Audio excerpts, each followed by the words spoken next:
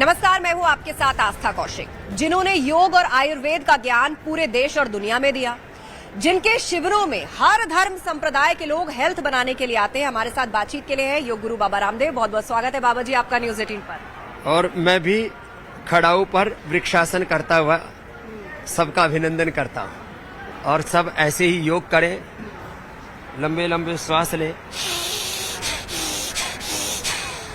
अरे बहुत पॉल्यूशन है। हाँ, मेरा पहला सवाल इसी पर है, इतना पॉल्यूशन बच्चे क्या करें? तो फेफड़ों को मजबूत करो, जितने फेफड़े मजबूत होंगे तो ये धक्का मार करके गंदगी को बाहर निकाल देंगे। भस्त्रिका करो, कपालभाति करो।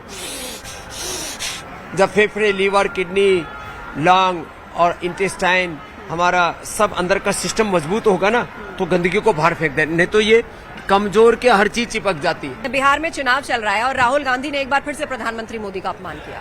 क्यों करते हैं राहुल गांधी? अच्छा, वो करके ना मोदी का कद और बढ़ा देते हैं। अब मोदी साहब का जो चरित्र है वो हिमालय जैसा है।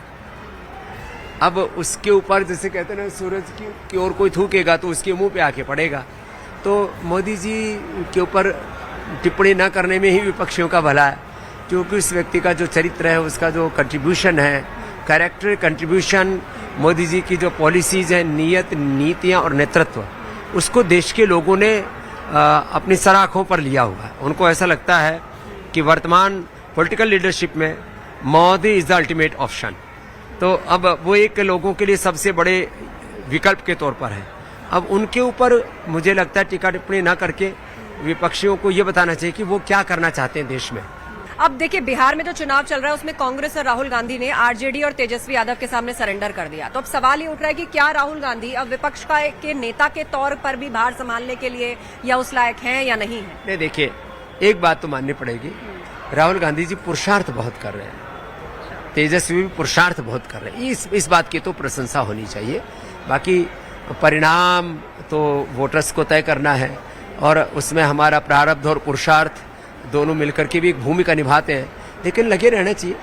आई लव मोहम्मद का ये जो पूरा मुद्दा चला, अलग अलग जगहों पे लिखा मिल रहा है, इसे विपक्ष कह रहा है कि बीजेपी कर रही है। इंडिया, ये होना चाहिए। I love Bharat. क्यों?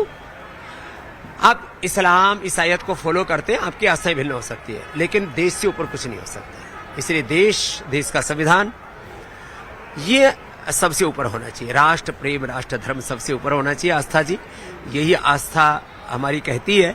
बाकी तो जो हमारी धार्मिक आस्थाएं हैं, मजहबी आस्थाएं हैं, वो अपनी जगह पर है, लेकिन हमारी मजहबी आस्थाएं हमारी राष्ट्रीय एकता, अखंडता, संप्रभुता में बाधा नहीं बननी चाहिए। बहुत बहुत धन्यवाद बाबा जी और ढेर सारी शुभकामनाएं। न्यूज 18 से बातचीत के लिए शुक्रिया, धन्यवाद।